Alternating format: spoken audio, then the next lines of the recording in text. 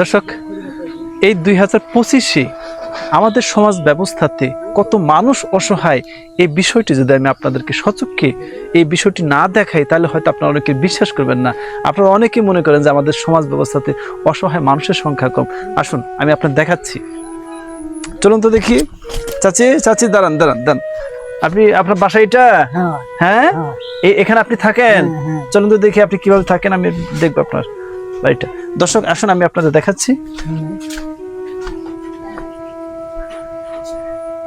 ওয়াল্লাহ, এখানে আপনি কিভাবে থাকেন? এখানে হ্যাঁ, আরে এটা তো ভেঙে টেঙে একদম শেষ হয়ে গেছে, এখানে বৃষ্টি পড়ে না, এখানে আপনি কিভাবে থাকবেন?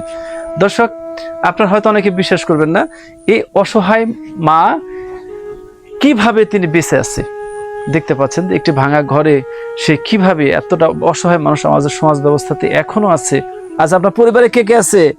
পরিবার মারা গেছে। আপনার স্বামী মারা গেছে? কতদিন আগে? বাসিয়াত মারা গেছিল 3-4 বছর। 3-4 বছর আগে মারা গিয়েছে। তারপর আপনি কিভাবে বেঁচে আছেন? অঙ্করি আছি, মানুষের করি খাই, কান করি। আহারে, অন্যের বাড়িতে কাজ করে খান আপনি? আহা, এই যে মানুষটা, তিনি কারো মা, কিন্তু আমরা কখনো এই অসহায় মানুষদেরকে নিজেদের মনে করে আপন করে নিতে পারি না, যার কারণে এই অসহায় মানুষগুলো এখনো অসহায় রয়ে গেছে। যদি এই অসহায় মাটা যদি আমার মা হতো, তাহলে আমি কখনোই কিন্তু তাকে এরকম অবস্থাতে আমি ফেলে দিতাম না।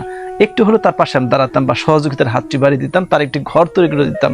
আপনারা দেখতে পাচ্ছেন একটি ভাঙা ঘরে কিভাবে সে এটাকে এখানে কিভাবে থাকে, এর একমাত্র আল্লাহ পাকই জানে। এটা আপনার জন্য, ঠিক আছে? আমি আবার আসবো। আপনার একটা ঘর দরকার, আপনার একটু খাবার দরকার, ঠিক আছে? আপনি টেনশন নেবেন, আমি আপনার কাছে আসবো, ঠিক আছে?